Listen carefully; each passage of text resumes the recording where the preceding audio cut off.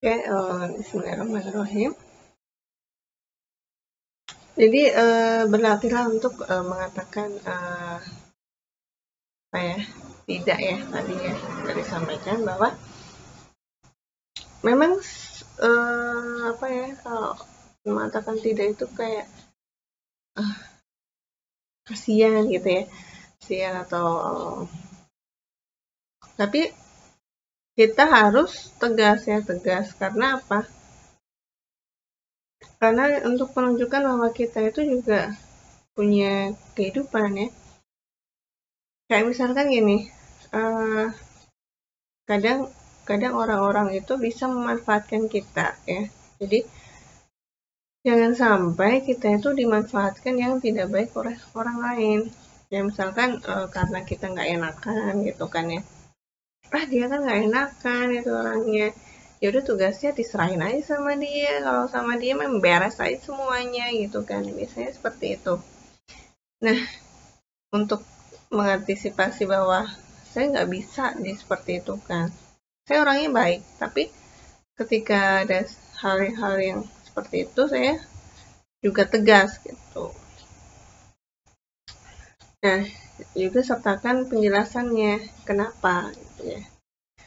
Nah, ini perlu latihan ya, perlu latihan ya, perlu latihan, perlu penyesuaian ya. Karena segala sesuatu itu uh, harus dilatih, harus dilatih. Intonasi bicara juga dilatih ya. Terus kemudian bagaimana mempresentasikan sesuatu itu juga perlu latihan. Nah, kemudian nah ini apa? Suara juga harus menunjukkan ketegasan ya. Misalkan, oh maaf saya nggak bisa, misalkan Anda diajak main, padahal waktu itu Anda harus kerja misalkan. Maaf saya harus kerja soalnya saya ada keperluan gitu ya. Apa? Saya nggak bisa main gitu kan. Tapi di sisi lain, aku tuh nggak bisa main, soalnya aku harus kerja. Kan beda ya,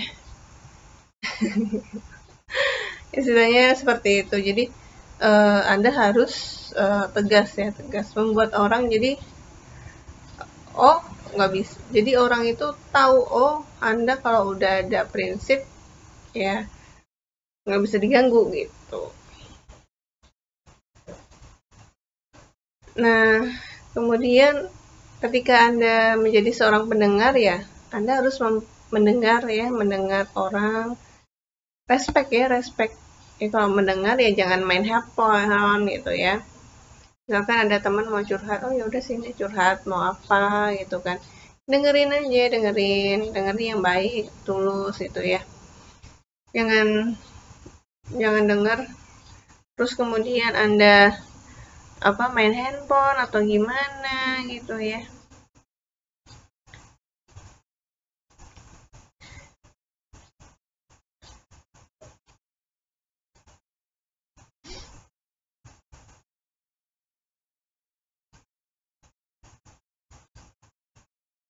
Tuh. Nah, kemudian validasi perspektif orang lain. Jadi kita melakukan ya, melakukan sesuatu ya, setuju atau tidak gitu kan. Jadi kita harus apa? Harus apa? Harus merasa juga, harus jadi orang perasa juga ya. Bagaimana orang lain kalau misalkan saya berkata seperti ini gitu kan ya. Nah, kemudian ketika Anda punya sesuatu gitu kan, ya misalkan Anda ingin ada yang disampaikan kepada orang tua gitu kan ya. Ya, Anda harus uh, menyampaikan sesuai dengan kebutuhan Anda ya. Apakah Bu, saya ingin ngobrol sebentar mengenai apa gitu ya. Misalkan ngobrol mengenai biaya kuliah gitu kan, apakah boleh saya bekerja dan sebagainya misalkan gitu kan. Nah, itu harus disampaikan kepada oleh orang tua. Misalkan saya mau resign dari pekerjaan, Bu, saya mau resign dari pekerjaan, tapi saya punya pekerjaan lain yang lebih baik gitu kan misalkan. Tapi itu disampaikan dengan baik, dengan jelas ya, dengan jelas. Nah, itu butuh latihan, Keterbukaan itu butuh latihan.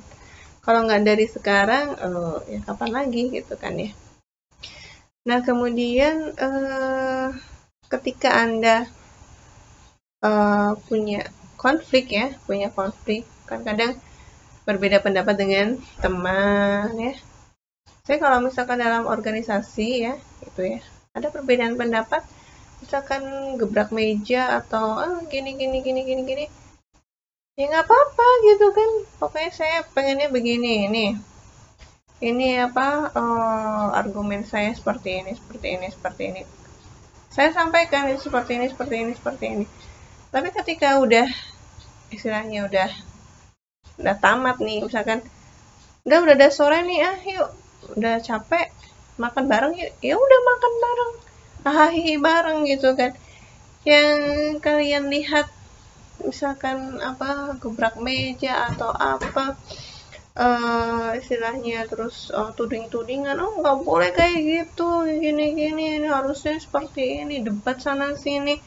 Tapi ketika udah misalkan yaudah deh ya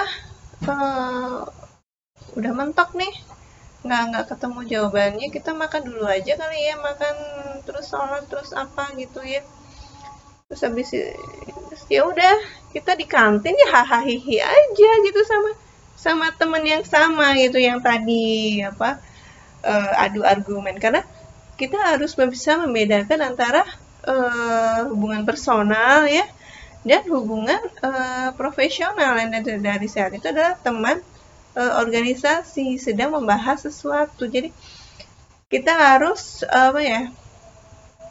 jangan baperan gitu ya. Kita harus tahu mana tempat yang kita sikapi dengan baik, mana yang yang harus kita yang harus dijalani ya tuh. Jadi jangan baperan ya gitu lah, intinya begitu. Oke. Nah, kemudian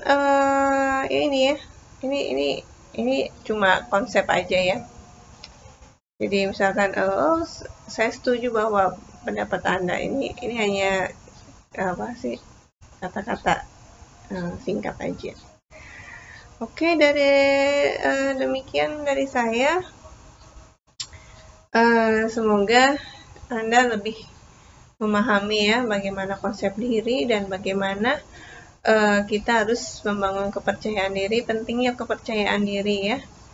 Jadi misalkan gestur tubuh gitu ya, kalau misalkan di depan kelas itu nggak boleh ya tegas gitu kan.